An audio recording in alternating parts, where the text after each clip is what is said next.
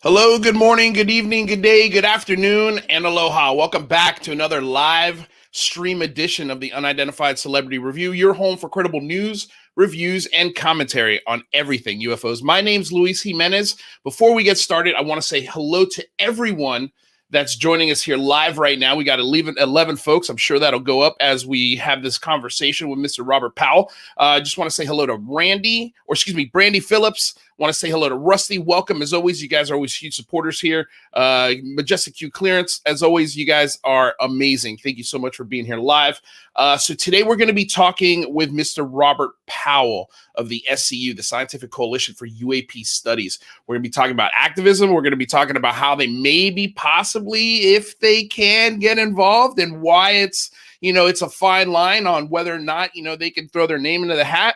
And we're going to talk about it all. So, quick reminder, if you haven't already, subscribe to the channel. We're on the road to 1,000. We are so close to 1,000 subscribers. So definitely get on board with that. Like the channel, of course, that helps the algorithm to point more people here, and ring that bell so that way you don't miss out on the Big Phone Home when we do it live April 24th, 2021.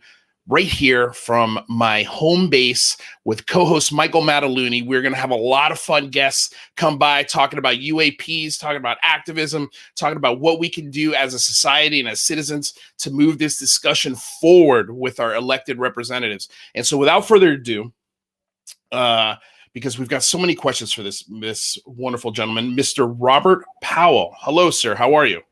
Hi, Luis. How are you today? I'm doing very, very well. Thank you so much for coming aboard and getting weird with me here today. You're welcome.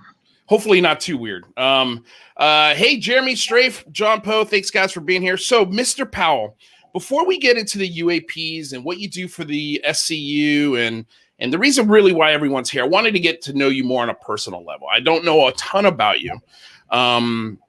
And I just love to get to know everyone's sort of life before we get into these conversations, because I like to point out there are humans behind this conversation, and that there are, very sane, credible people that have very normal backgrounds that come from everyday American life, sometimes terrible upbringing, sometimes wonderful. So I think that vulnerability adds to sort of the discussion. So if you don't mind, if you could tell me where you were born and sort of your upbringing a little bit, and I'll poke into it a little bit as we go. Sure. I was born in La Rochelle, France. So a place most of your listeners have probably never heard of. That's on the southwest coast of France.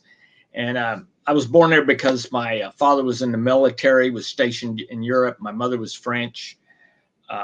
So we moved back to the U.S. when I was about 3 years old. So my French is c'est not très bien. C'est not très bien. Yeah, merci. That's about as much as I can do. So how much of France do you remember growing up as a kid? Not much at all. Not much at all. When you're 3 years old, you don't remember that much. Yeah. I grew up in the U.S. in Oklahoma, so in Okie land. All right. And as a kid growing up in Okie land, what was that like a young, I would say, what were your earliest childhoods of Oklahoma? Oh, Oklahoma was a lot of fun for a kid. I mean, you could just do whatever you wanted to. I mean, we would leave the house in the morning and not come back till it was time to eat. So yeah, it's a lot different than it is today. That's weird. I think my generation was the last generation to do things like that, to be honest with you. Like I did the exact same thing, and I grew up in Florida, in Miami. And I was allowed to go out into the streets all day, and I had to be home at a certain time to make sure I was home for dinner. But other than that, there was I had pretty much had free reign, but my sister's kids don't have that. I know if I had kids, I don't think I'd let them do that, especially living in Los Angeles. But yeah, no, it's weird. Yeah. So yeah, it's different today. So I grew up there. I debated in high school. That was a passion I liked, and I loved chemistry. So I made all sorts of things that you can make with chemistry, things I can't even mention on the air, because nowadays, that would get you in big trouble. Okay. So, I see. All right, Mr. Robert Powell. All right. Okay. But, nothing nefarious. It was all in good fun as a kid. Mm-hmm. Yeah. Then in college, I majored in chemistry, debated in college. And my first acquaintance with UFOs was probably as a teenager. I read J. Allen Hynek's book, The UFO Experience. So I thought that was good. I said, oh, man, this is interesting. And, I would talk to my dad about it. But I pretty much put that to the side. You've got to grow up, get a college degree, have a life, get married, have kids. And I was fortunate that I retired early. So I retired back in 2006. And I said, okay, now I can do whatever I want to do. And one of those things was study UFOs. And since 2006, I probably averaged 15, 20 hours a week on this subject. Wow. So fairly serious. Let me ask you this: when you were on the high school and the college debate team, did you ever at any point bring this subject up to debate, or were you? What was, I guess, your favorite topic to debate if you never brought this one up? No, we never. I mean, like I said, I just thought it was an interesting subject that I kept in the back of my head. It's not something I pursued. So after college. Yeah, even after college, right? I mean, I'm working. Right. I'm not even thinking about it. It's not until, I retire that I say, okay, what do I want? What would I like to do? Yeah. Because now I can do whatever I want to do. And so that was one of the things that I wanted to do. So that's how I got started. So after college, what was your first job? What did you do with the degree in chemistry?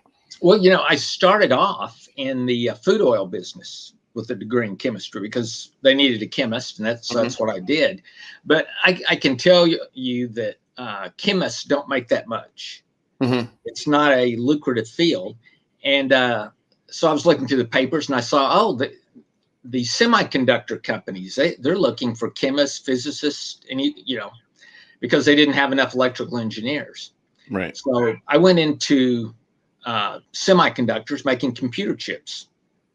So I had to beef up on my physics, on my device physics, and electronics, which is what I did. And I stayed in that field for the next 25 to 30 years.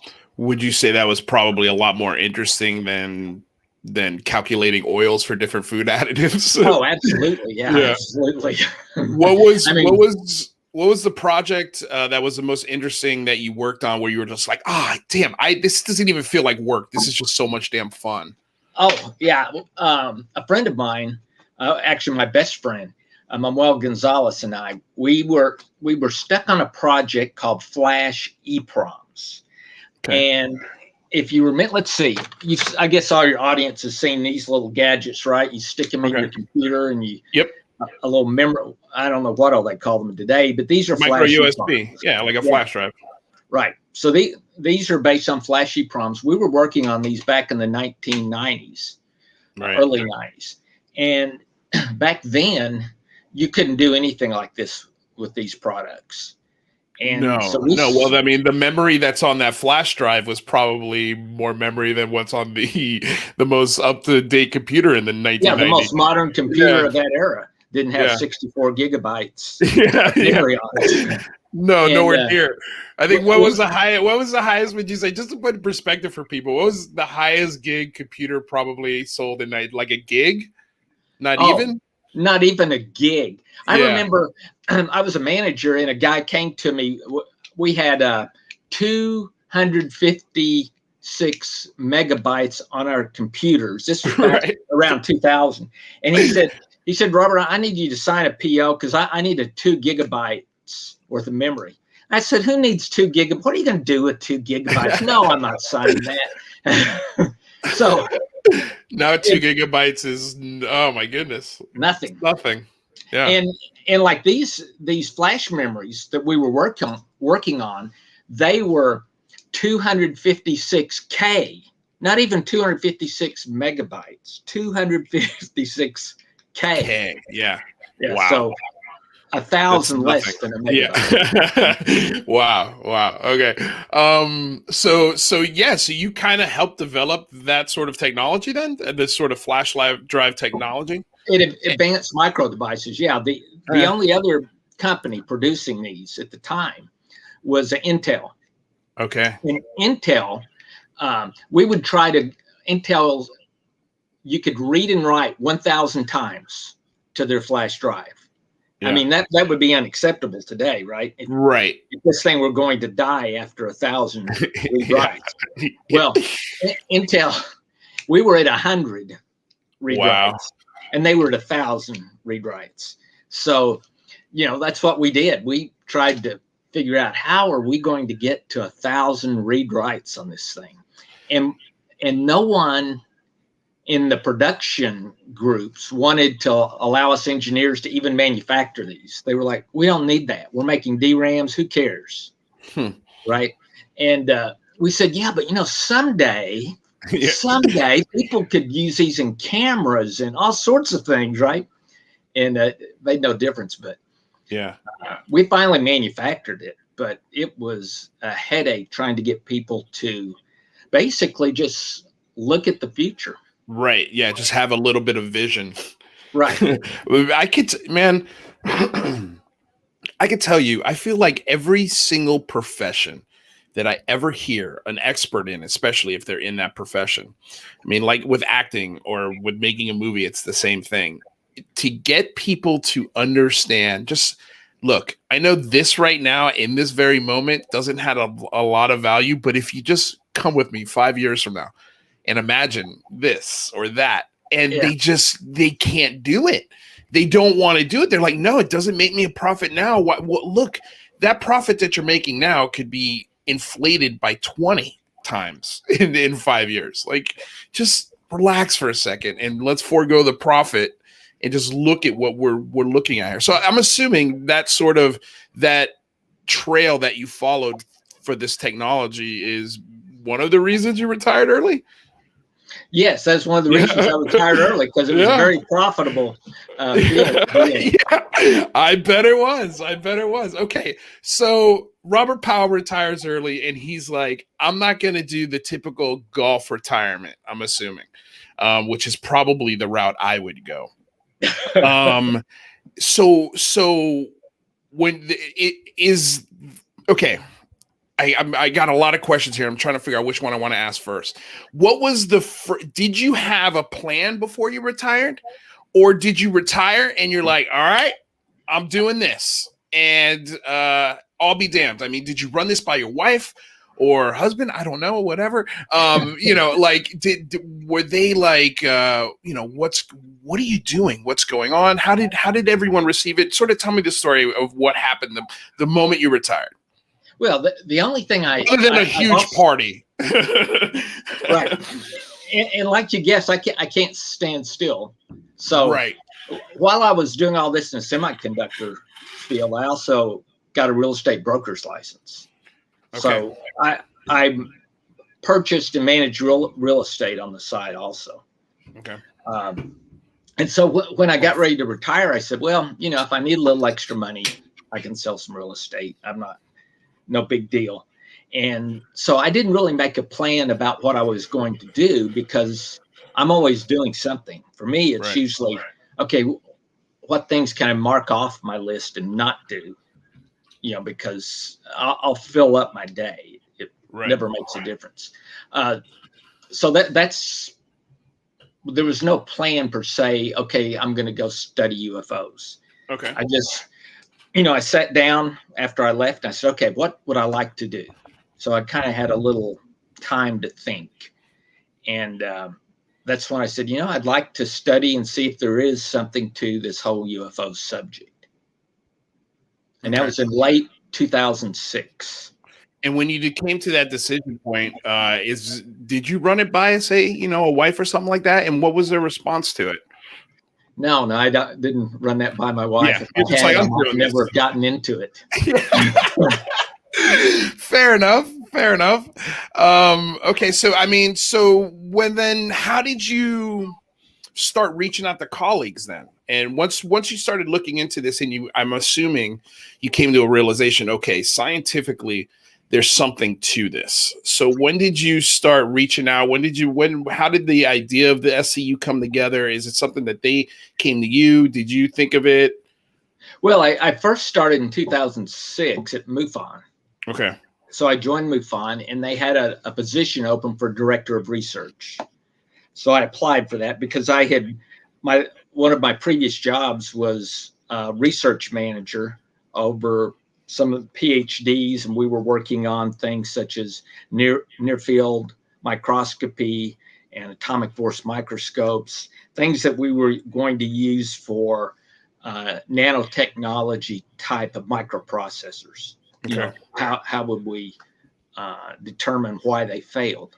So I had already had a research background, right? So I applied for the MUFON position, and they said to me, I remember, I'll never forget this. Okay, well, we need someone who can figure out how UFOs fly, where they come from, why they're here, blah, blah, blah. And that's what they said to you? Yeah. And I said, well, that was the job description. Okay. And so I'll never forget. James Carrion was the head of MUFON at the time, and I said I didn't think he would ever call me back because I said I'm not going to do any of those. There's no way that I can know where they're from or how they fly or any of that stuff. I said, but I will bring science into the subject and we'll investigate. And I was shocked when they said, "Okay, you can be our director of research." I would almost think that's it's either one or two things. They were actually put that question out to seriously get somebody to try and figure that, or they put that question out to get the response that you gave them. And then they said to themselves, perfect. That's exactly what we're looking for. It was actually the first one. They were serious. Okay. And, so what's weird is, go on, I'm sorry.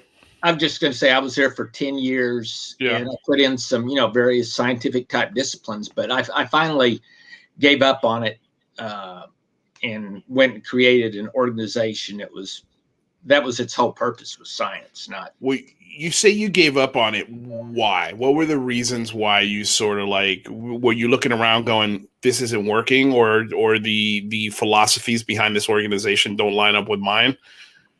It wasn't so much the philosophies behind the organization as it was just the organization had to make money. Right. So they were going to go to whatever would bring them money. Got it. And I guess the straw that broke the camel's back was in summer of 2017. They decided to do a conference on the secret space program, which was basically some people they brought on that said they'd been to Mars already. Right. They fought with aliens against, Well, I got to be honest with you.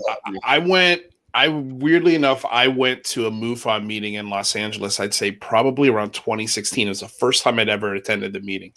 And I had actually I'd invited one friend, and that one friend invited two more friends that I also knew. And I was, of course, open for them to come, but I just prefaced everything with, hey, this could be weird, just FYI, because they were not into the topic whatsoever. And it then turned out that the original friend that I invited couldn't make it. So I got stuck with my two other friends who never originally were supposed to be there. And we go to this MUFON meeting in an open, like a strip mall. And it was in a room that was super hard to find. And then we get in there, and it was one of the gentlemen, his name's slipping my mind right now, but he was at a nuclear facility underground and getting reports of a light shooting beams into the sky or into the ground. And then at the same time, these missiles started going off. And then he was accompanied by a French researcher of some kind. And it was almost unintelligible. I could not understand anything the French scientist was saying. And I couldn't understand why this person who was doing this presentation was so passionate about something that he hadn't seen. Like when I asked him, hey, did you actually get to put eyes on this thing? And he's like, no, I never saw it. I'm like, so why are you so like, why are you here? Like, what, like, I figured you'd have better things to do, because it's like, you're sort of, I don't know. It felt weird. And ever since then, I've never had a great taste in my mouth for MUFON. Is that sort of the vibe you got as well? Yeah, I mean, I will say there's some really good people, yeah, within MUFON, right? But the organization itself, is going to do whatever it's necessary in order, basically to stay afloat. Survive. Yeah, right. And so that means, they'll put anything on the TV screen, as you might say. So then, I guess you separated from him, and then did you start the SCU? Yes, myself and two other individuals that had left MUFON, Richard Hoffman, and who was at the time the state director of Alabama, and I think he had another role, and then Morgan Beale, who's state director of Florida. So, I wanted to do it, so I contacted them, and they were on board with doing it. So we created a nonprofit organization. It's filed with the IRS. That was in the fall of 2017. And I contacted a group of about 15, people with science backgrounds that I knew would be interested in this. So that's how we started. And we haven't really actively recruited, but today we're over 120. Yeah. I'd say, and of the 120, we've got 28% have PhDs. Over half have advanced degrees, meaning they have a master's or a PhD. Yeah. We've got professors from various universities, NASA scientists who have retired from NASA. We also have people who work in the defense industry, a number of people out of the high-tech industry, which I'm in. We even have a few guys out of the intelligence groups in government. So they're all individuals who are interested in the subject from a scientific viewpoint. And what would you say is the biggest difference between MUFON and the SCU? Oh, well, the clear difference is the way we approach the subject. I mean, we're skeptics. That doesn't mean we're debunkers. Right. But we're skeptics, but at the same time, we're open-minded. So, and there are definitely a lot of UFO, UAP incidents that there is no explanation for them. So let me ask you this. Let's say I'm a scientist or someone with an advanced degree, just like you laid out for us. And I'm interested. Well, first, let's say I'm not interested, but there's something about my degree that you guys are interested in. Would you approach them? And if so, how?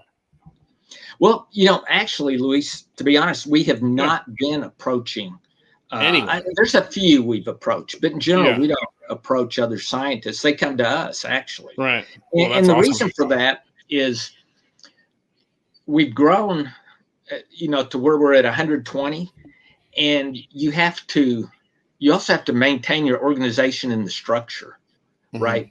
Otherwise, you just become so big so fast, you just collapse.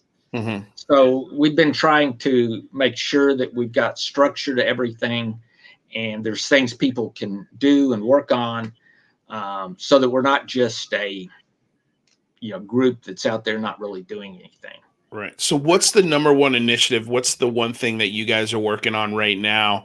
That is, I guess, the most important thing. Are there multiple things, or do you have sort of a list of things that from most important to least important?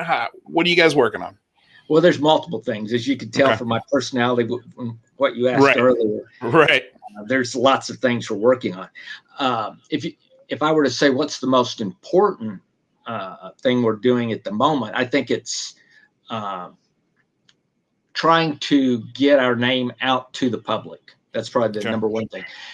And kind of in parallel with that is trying to make a difference, for example, with Congress on this upcoming report, which, I know is something you're working on too.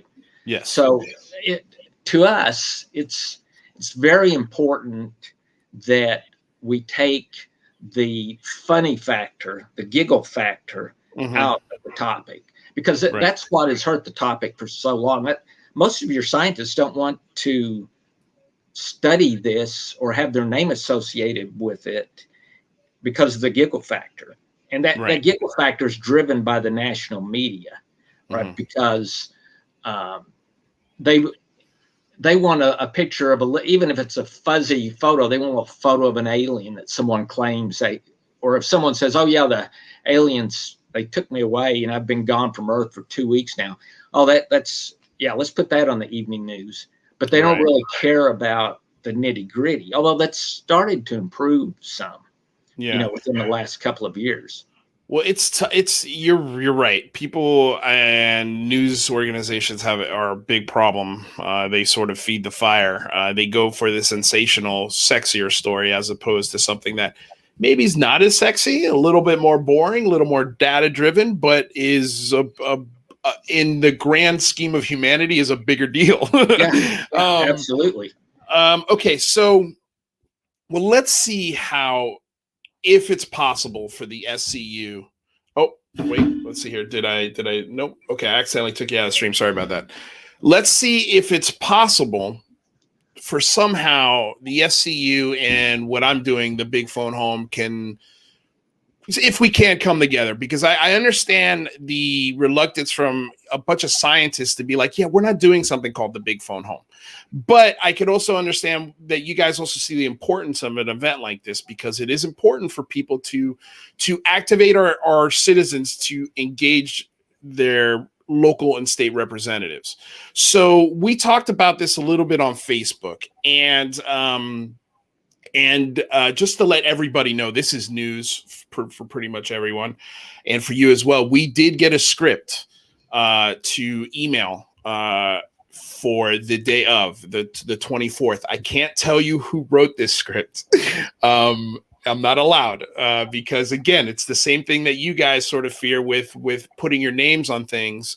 I think part of the thing is that maybe people want to see how this event goes, see how it sort of is received by Congress and elected officials, and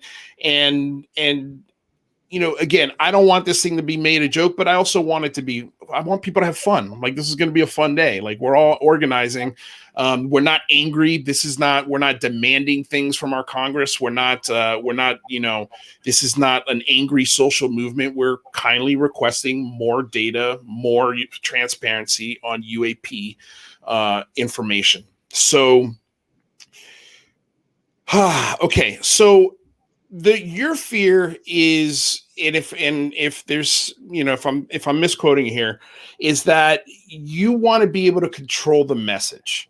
We don't want people calling or emailing, and I am on the same page with you here, emailing, contacting local and state representatives with the message, show us the aliens. We want to see want to see the UFOs. What's in Area 51?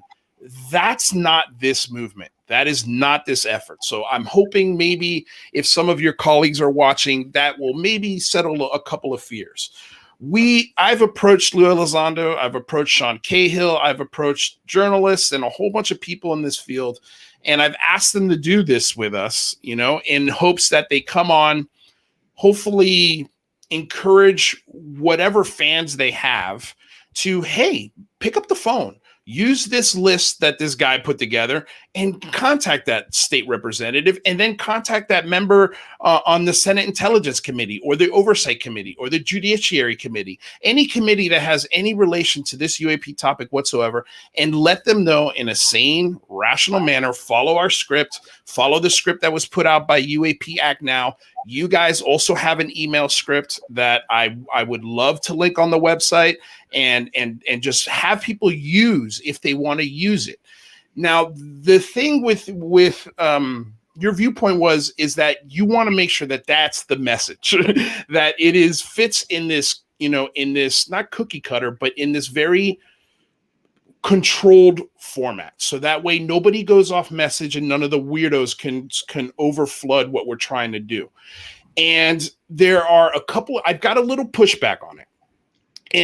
But here's the number one thing I would say that is not dangerous, but might kill the growth of it. And that is, if you've got 1,000 people emailing the exact same letter, Congress and the Senate, the phone systems that they have there, and the things that the AI that filters through the emails can pick that up. And if they notice that it's a repeating thing, they'll filter it out. So that's why I'm on the side of, you know what, here's the template. You can change it however you want.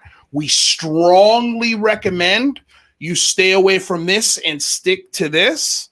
I'm also going to be, just to let you know, next week, I'm going to be doing a live stream from my channel, and I will be calling Congress members live without their side recorded. But I'm going to be giving them the heads up about the Big Phone Home on April 24th. Now, and this is another thing too, Robert, hopefully that'll sort of encourage you guys to join us. And that is that we're doing this on a Saturday.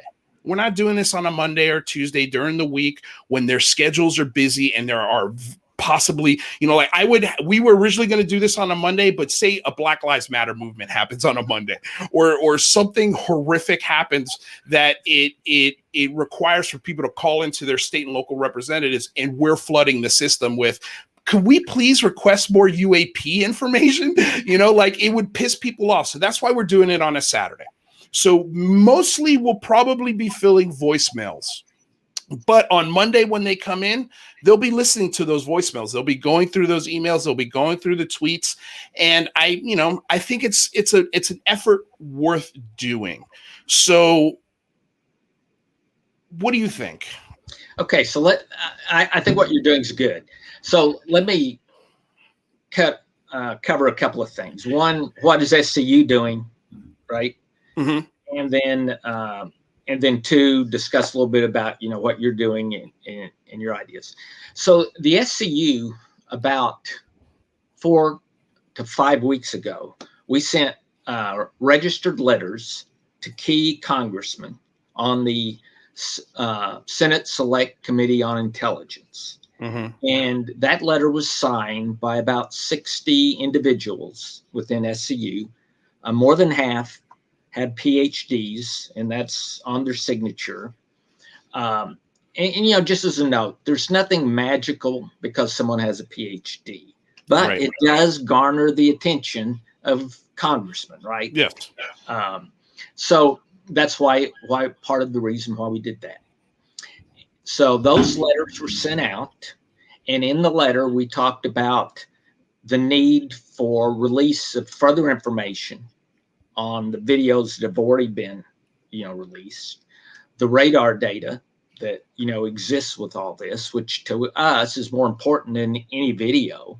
Mm-hmm. And we also in the letter said to these various congressmen that the SCU is willing to review whatever the Navy sends them and give them our opinion of the papers and the data that that the Navy provides them. And we're willing to sign NDAs, you know, that we cannot disclose anything in the discussions with Congress. So we sent all that in the letters. Mm-hmm. And so that was done about 4 to 5 weeks ago. Right. And we gave those names to Congress. We're not going to publish the names to the American public because then that puts all these guys' names out, you know, out in the wire. But Mm-hmm. we will publish the letter we sent Congress sometime in the next 1 to 2 weeks. So that's kind of what the SCU has done in this area. So you guys said that those letters 4 weeks ago. Have you gotten any sort of response from them? No, we haven't gotten any response. And we also, and those were letters they had to sign for to receive them. You know, they're certified letters. The second thing I just wanted to mention is what you're doing is important because unless the public really pressures Congress to get this information, the odds are very little information will be provided in June or whenever they finally give this report to Congress. It really takes public pressure. So what you're doing, Luis, is really very necessary. Now, our concern just as an organization, right, is that we can't associate our name with everyone who sends a letter to Congress, because that just opens you up to all sorts of possibilities. Right. I agree with you. You want every letter unique. So what I would urge everyone to do, and I'm sure there will be many SCU members use your system to send letters and phone calls to congressmen, is to make it a matter of fact and a concerned message. You know, we want the information. We're not saying you're hiding alien bodies or you've got a craft or we want to know what's in Area 51 or any of that. We just want more information.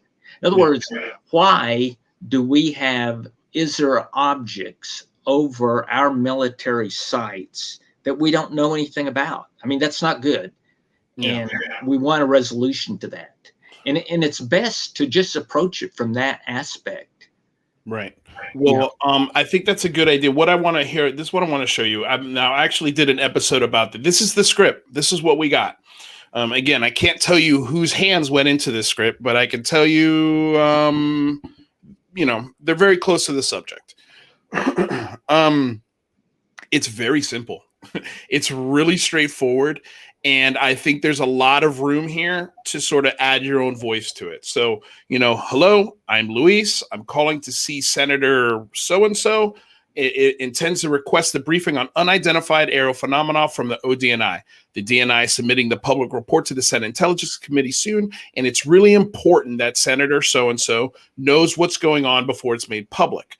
Congress is facing a credibility crisis, and public trust needs a boost. This is a unifying bipartisan issue, and it is critical that Senator, Congressman gets the complete story from the DNI so that he or she is not blindsided by the news when the report comes out.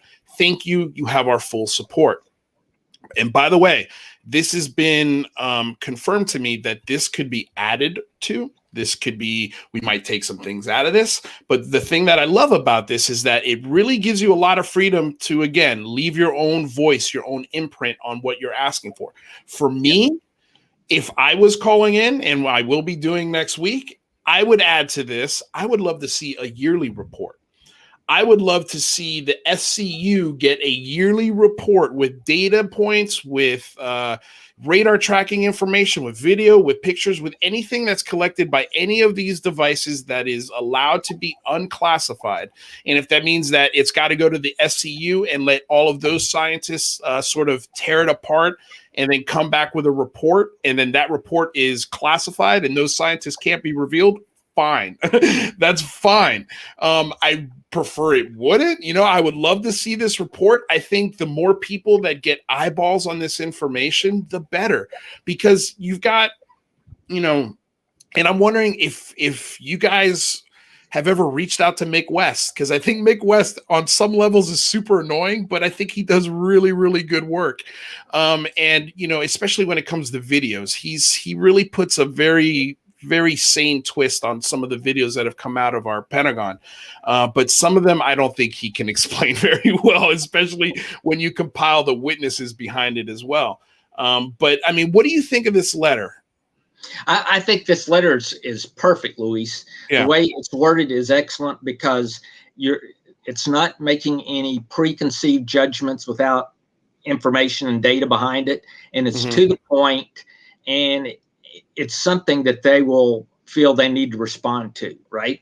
Right. Now, what I would say is, for anyone who sends one out, if you're willing to take a little time to kind of handcraft it without changing the meaning, you could say, hi, I'm such and such, and I would like to know if, you know, instead of saying I'm calling, because like you said, if everyone does the same thing, then it's too, you know, their systems might pick up, okay, this is an automated letter, and not pay as much attention. So if you can change adjectives, change verbs, things like that, that's a good thing to do.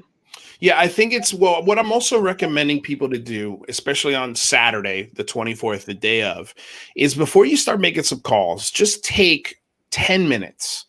Look at the SCU's letter. Look at this letter. Look at the letter on UAP Act Now. Take the things you like from all of these and make your own. Make your own letter. Again, all we're encouraging you to do, be original, have fun with it. Just don't go to crazy town. Don't talk about your personal experience. Don't talk about bases on Mars. Don't talk about underground bases and lizard people here. Not to say that those things are not true. They could be. Who knows? Who knows?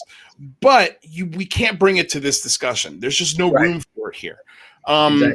So I would love, Robert, and feel free to say no, but I would love for you to come by on the day of, on the 24th, and just come by and have a conversation with us.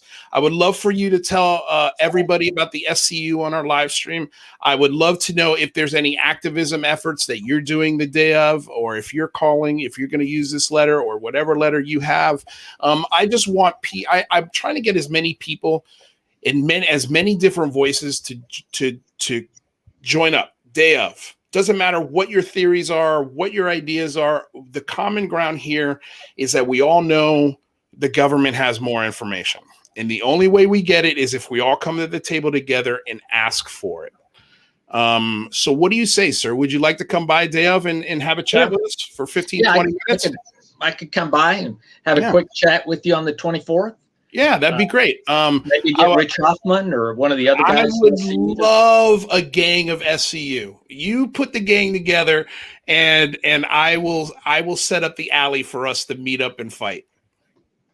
All right, that sounds. So before you go, because we got about 15, 20 minutes, what I wanted to do is go to the SCU website here with you while you're here with me. Yeah. And just talk about the SCU website, sort of. Let me ask you, because I was looking, I wanted to show the people the letter that you guys worked on. Is that letter on your website? No, it is not currently on our website. Can I ask you, please, to have somebody get it on there? Because I think it's a really good tool to put in the toolbox. Yeah. We'll post it. Like I said, we're going to release it in the next 1 to 2 weeks, probably within the week. Yeah, that would be great, because I would love to share that letter with folks. Because again, like, we need as many tools in this tool belt as we can, and I think that tool especially is shiny because of all the people who had hands in writing it. So I think it's a wonderful way to get to change up the message.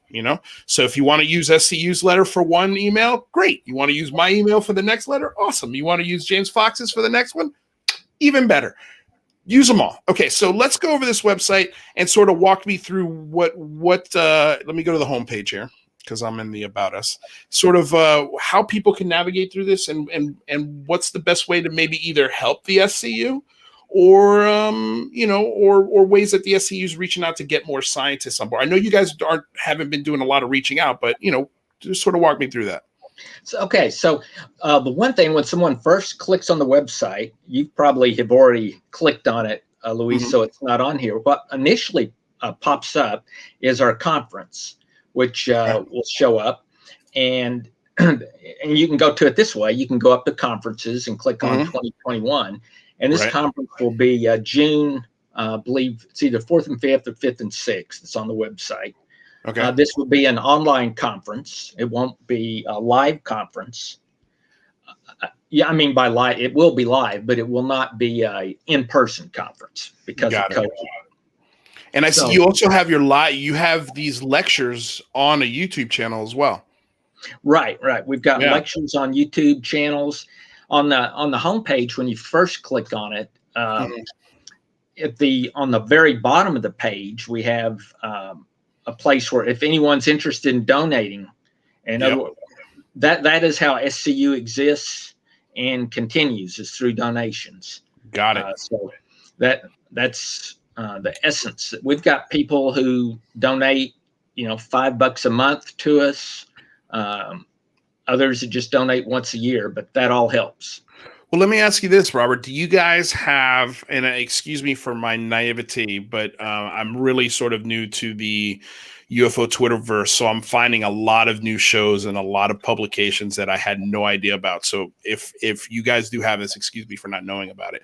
But do you have a podcast or sort of a YouTube channel where you know, scientists of the SEUs have discussions once a week or something like that? Where you encourage the donations? Right, we have a little bit of that on our YouTube site. If you click on the YouTube, you'll see some discussions we had. Yeah. Let's see.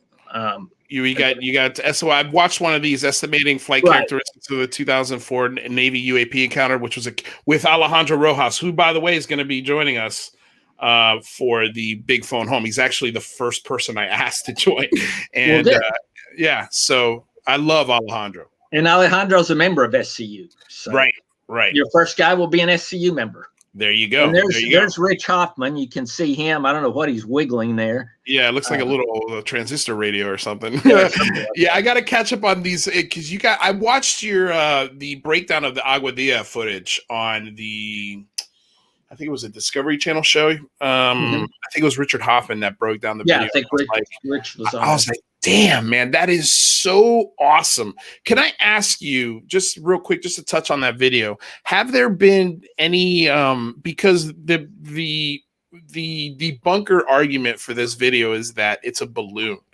How do you feel about that argument? Because I don't. First of all, find me a video of a balloon that moves like that. Number one. Number two, why would the balloon be moving toward the ocean?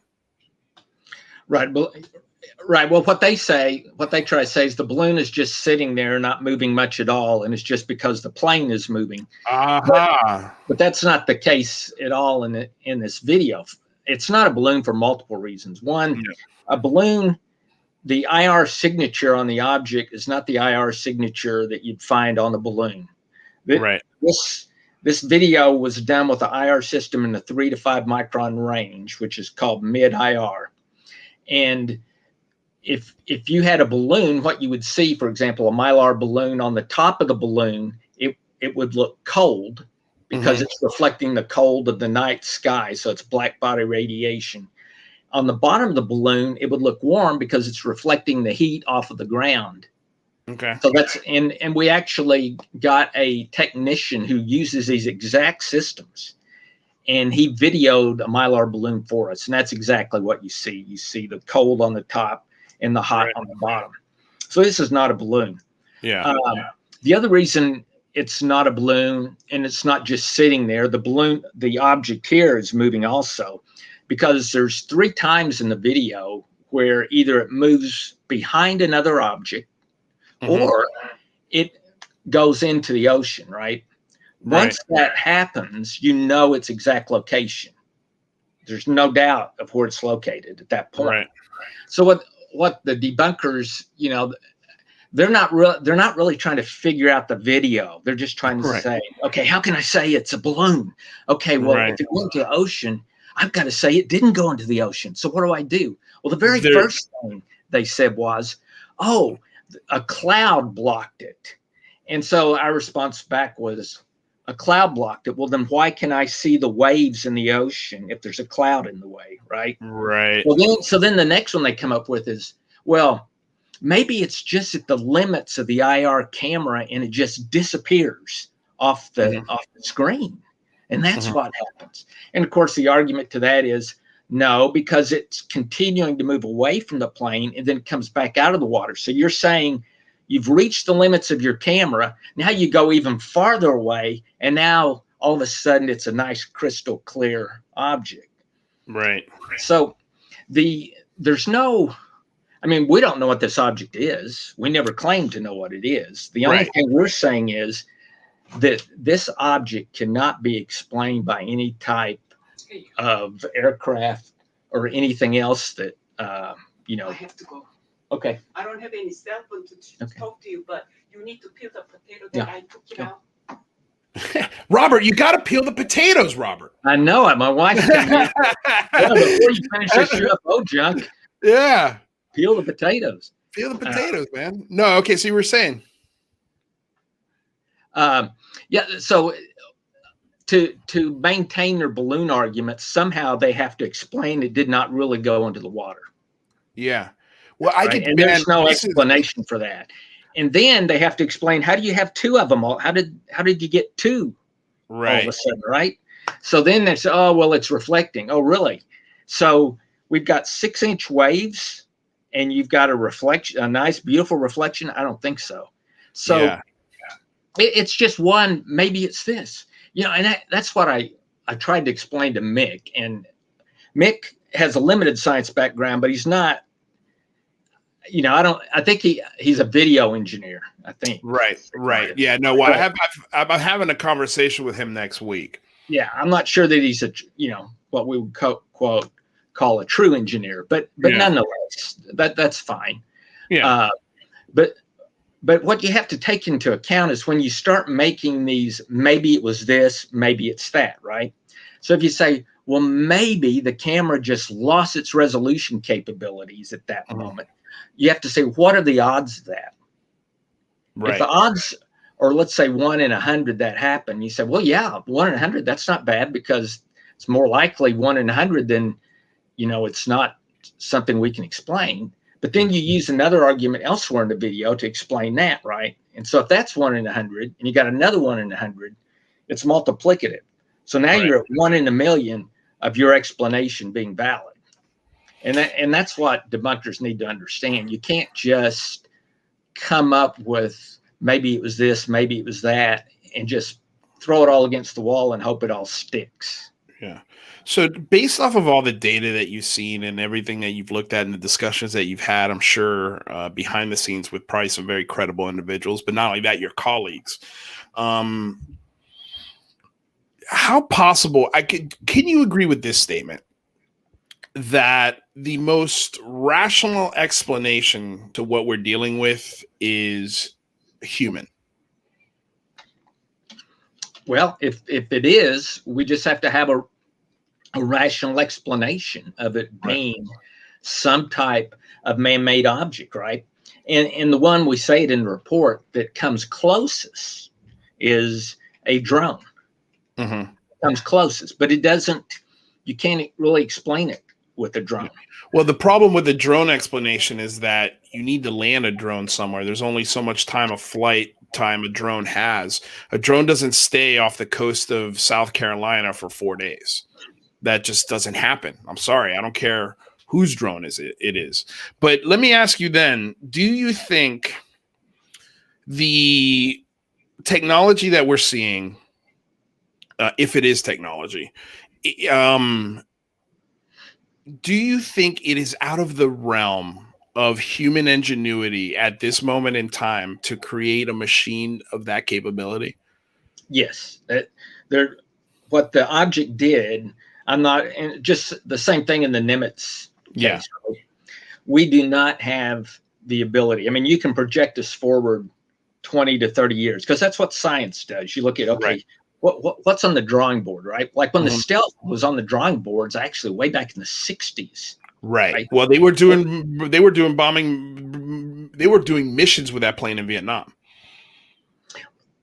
Yeah. Now that I don't know if that's true.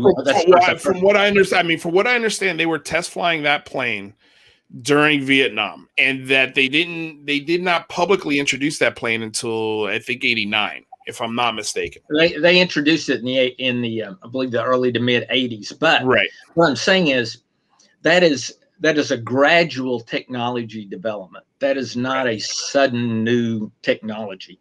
For example, we can't suddenly develop a technology that can accelerate at 50 Gs. Right. It's not something we can do. So to me, in science, there's nothing wrong with saying, I don't have an explanation. You don't have to say, oh, it's got to be this. It's got to be this. Maybe this happened. Maybe that happened. Just say, we've looked at it. We don't have an explanation. Here's the facts. If we can get more data, maybe we can get an explanation or start collecting more information. Yeah. So as a scientist, do you have a hypothesis? On the Aguadilla? On the phenomena as overall. The only thing, in researching it for the last 15 years, right, I am confident it is a physical entity. It's not just a ball of light. It physically exists as a, technology. Right. And second, it's intelligently controlled. Whether it's a robotic system, controlled from far away, there's no way to know. Yeah. But well, I do like the idea of it being a robotic tech, because look at what we're doing with Mars. The first thing we put on there is not humans, it's robots. It's right. It's a drone. And I do like the idea of you can send a drone out into space, just as long as you've got the battery systems to recharge itself, it could last forever. Yeah. Because it doesn't need to feed itself. It doesn't need to go to the bathroom. So I like the idea of sort of terraforming Mars with robotics, and then we just show up and put our lawn chair and we're ready to go. So yeah, that's fun. Okay, so Robert, we've got 4 minutes left. Just want to thank you so much for stopping by. If anybody has any questions for Robert in the chat, please let me know. There's something here that one of your colleagues said, Mr. Jeremy McGowan. He said, I believe that China has technologically leapfrogged us, but that does not answer everything. What do you think about that statement? Do you think China has leapfrogged us in one way or another from a technological standpoint? And if so, how? If they have, it would be in some minor method, right? Like, maybe they developed an aircraft that can run longer on a tank of gas, but it's not going to be anything like what you saw in the Nimitz incidents. Right. Well, even the USS Kidd, right? Like, they're talking about drones that are coming incredibly close, in some cases hovering right above landing pads. And they were doing it for hours at a time. Now, I can't remember. Do you know where this happened with the USS Kidd? Yeah, I think it happened off of Catalina Island, Southwest. Okay. But the thing I wonder about that, and let's assume it's drones, right? Yeah. Chinese drones, for example. Why are we willing to allow those drones to not be taken down? We have all sorts of methods of taking drones down, right? From EM interference to take them down, to physically shooting them down, to there's even a way where an eagle takes it down for you. Right. They've got eagles trained. There's so many ways you can take a drone down. So why would we allow drones to fly over our military assets like that? If they're really drones, I'm a little concerned that we wouldn't allow that to happen. Yeah. Well, here's a question from Rodrigo. Jeremy, do you think it's a question for Jeremy, but maybe you can answer as well. Do you think this leapfrog by China has any connection with the 70 years of reports of these objects? Yeah. I'm not sure what's behind the question, but I would. But my view of it is, we've had over the 70 years, there were objects back in the 50s and 60s that accelerated so rapidly that the G forces were, 50 Gs and beyond. Right. So this didn't just happen in the year 2004. And the Chinese certainly didn't have that capability in the 50s and 60s. Well, I don't care what country it is. I would love to see any country come out and show us the tech that can go from the depths of our oceans to the highest heights of our atmosphere to the 0 Gs of space. And that's what some of these objects are doing. They're going through these 3 different atmospheres with 0 pushback whatsoever. So, I don't know. I understand that the government is 20 and in some cases 30 years ahead of the tech that we see now. But I think you're right. I think we would see if this was U.S. controlled tech, I think we would see some remnants of it somewhere within the military apparatus or somewhere in the private sector where somebody's applying this tech to something, and that's not happening. It's just not happening, which tells me that the tech is really far away. Right. You're talking about a technology capable of accelerating an object faster than a magnetic rail gun. Yeah. Which can shoot out a projectile at almost 10,000 miles per hour. And I learned recently that those railguns are a waste of time because you can't reuse them after a certain amount of times because they just destroy themselves. They're so powerful. Yeah. I don't know how many times you can use them, but it's not a lot. It's not a lot. Literally the force of what's going on in those things is incredible. Okay, so we're gonna let you go here, but I wanted to ask you real quick. I know you're gonna be stopping by, but I just got myself in a little bit of trouble with the names on this list here recently. Would you like your name added to this list? Our big phone home list. It's just all the people that are going to be joining us day of, and it's, just for people to have fun. Yeah, Luis, you can put the SCU on there. Right. You can put my personal name, but not the SCU name. Perfect. Excellent. Well, I'm glad to have you on board the effort. I'm so happy that we were able to talk and sort of work out, where we're coming from and how to organize and what's the best way that both of these entities can come together on common ground and move this discussion forward within our government. Robert Powell, thank you so much, sir, for stopping by. Before you go, would you like to tell the folks anything about where they can find you or anything? Go for it. Floor is yours. Just go to explorescu.org and you can find me or anyone else in the organization. And I would encourage all your listeners to do your phone home on April 24th. I will definitely be contacting my congressman. Yes, Robert Powell. Yes, Robert Powell. I love it. All right, guys. Well, you heard it here first. Robert Powell's on board. He's joining us for the big phone home. Until next time, you guys stay tuned to the channel. I'm not going to go on any further. I've got a lot of live streams coming this week, so you guys are going to have more than enough content. But check Friday's show because Friday's going to go over the script that we went over here with Robert, ways to add to it. And then next week, we've also got live streams coming. So guys, ring the bell, subscribe to the channel, like it if you enjoyed the content. Thank you, Jeremy, Rusty, Rodrigo, Gerald, Rebecca, Brandy, Christopher, everyone, UAP Transparency Now, Alien Girl, Explorer Lab, everyone that's joined us. Thank you so much. You guys are amazing. Every time you come here, we had a bunch of people come by and stop by the show. So, hey, man, the more the merrier. So thank you again, Robert. Thank you guys so much for coming aboard and getting weird. And I'm going to leave you with our outro for the show. Peace.